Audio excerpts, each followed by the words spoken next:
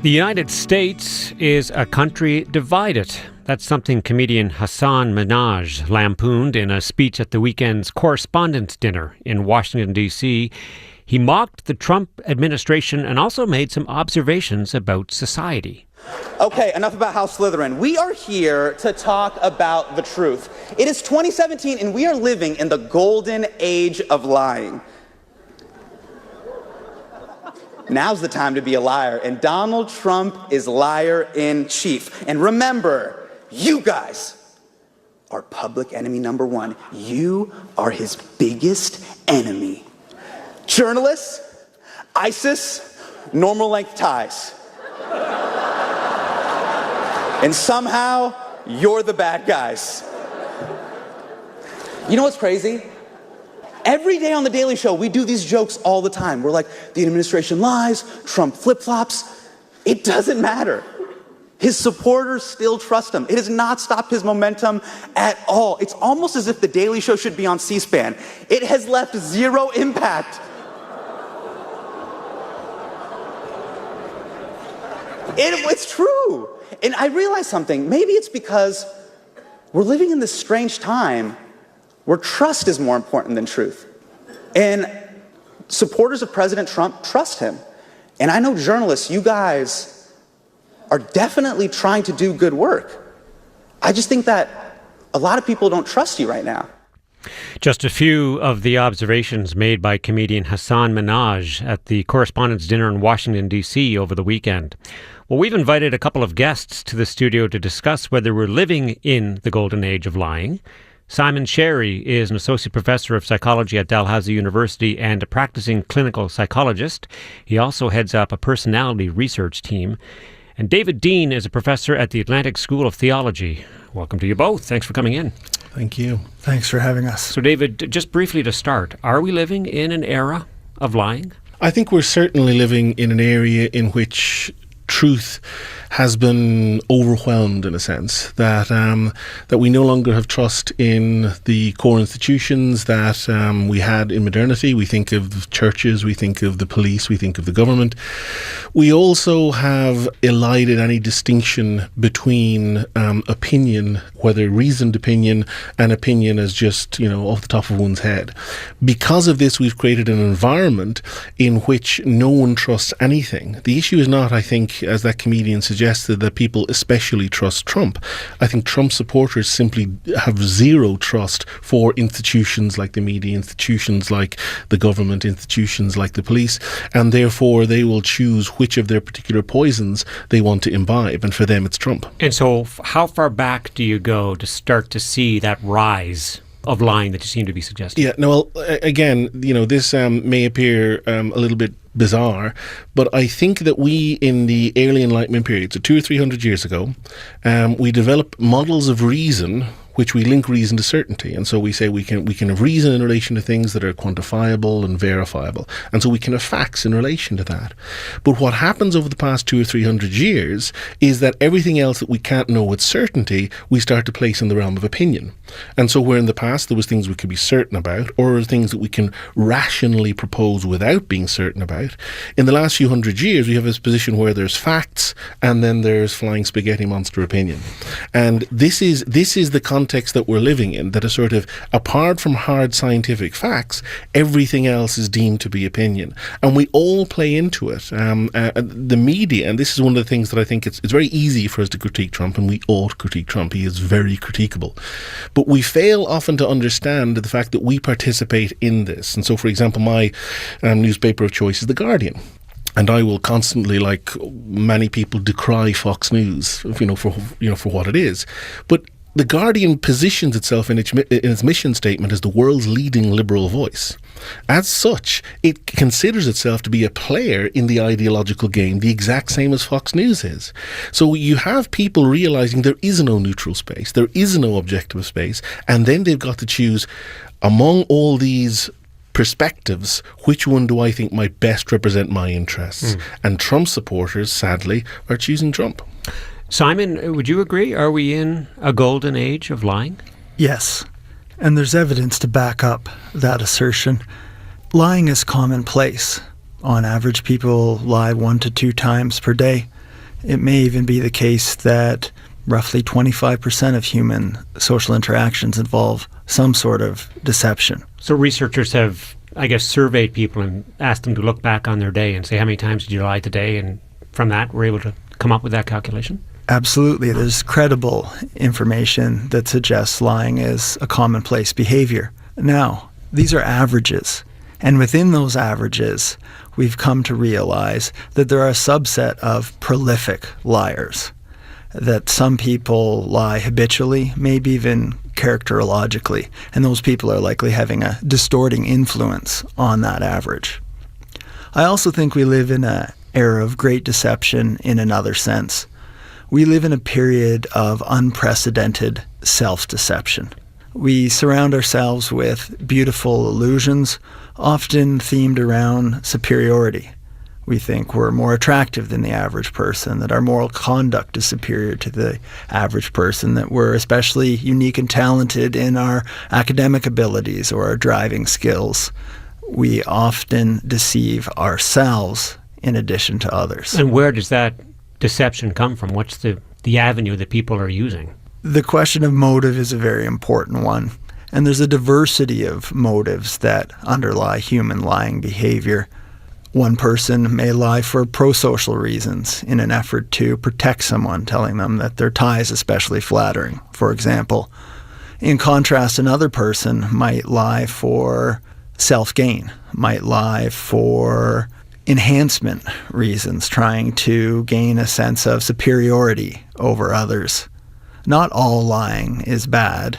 In fact, sometimes lying is signaling the arrival of a stage in development. I remember quite fondly the first time my son, at around age 3 or 4, lied to me.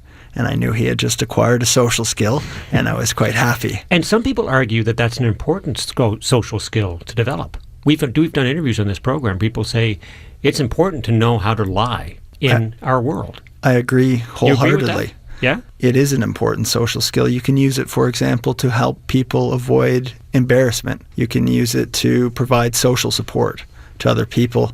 But at some point, some individuals start to cross a line into what might be called pathological lying. And that's lying that's excessive. It's simply occurring too often, in addition to lying that is almost invariably motivated by self-gain or self-aggrandizement. What about situations, David, where it appears you already have won the prize? I mean, I'm thinking about the example of our defense minister just recently, Harjit Sajjan, who had to apologize for exaggerating his role in Operation Medusa in the war in Afghanistan. Why would someone in his position lie? I mean, he already is the Minister of Defense. He's accomplished already so much in his life. I think the underlying rationality which grounds the question is the idea that often we lie for rational reasons, that there's a clear sense of, okay, I'm going to lie to achieve this. But I think, it's part of the human condition to want to aggrandize ourselves. It's part of the human, and so let's take, for example, Facebook. Every single Facebook page is in one sense a lie. We take 100 pictures, 90 are cast aside, and 10 are going to be posted for public dissemination because we want to present ourselves in this way. We'll carefully choose images and quotes in which we're trying to present ourselves in a particular way. We constantly try and market ourselves. Now, this has reached a fever pitch, I think, in the 21st century.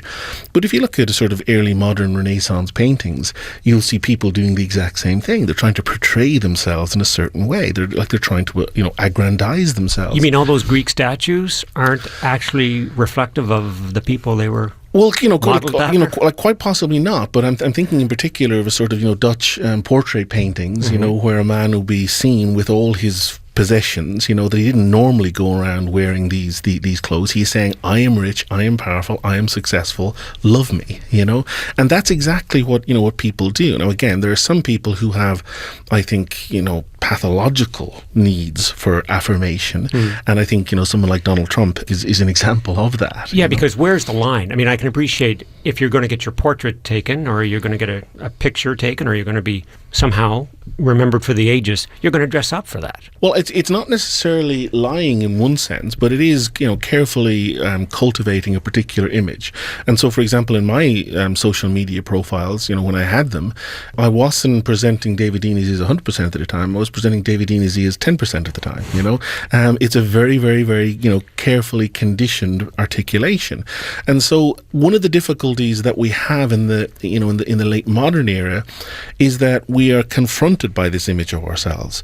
It is sort of condemns us, and we want to live up to it. And then at times we can actually convince ourselves that that's who we are. But to what extent was our defence minister lying, or in his mind has his own role, evolved greater than the basic facts might indicate? What do you make then of Hassan Minhaj's comment that people care more about trust than truth? How can you trust someone if you know they're lying to you? In the work I do as a clinical psychologist, I often find that lying profoundly undermines trust. For example, in the context of an extramarital affair, and that lying leaves a scar that lasts for years or perhaps a lifetime and is tremendously harmful to interpersonal relationships.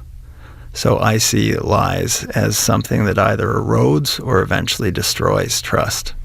And Simon, some people don't know they're lying, right? Is that fair? For some people, lying begins with self-deception, which then makes deception of others much easier. So how do you, in your practice, help people who lie a lot lie less?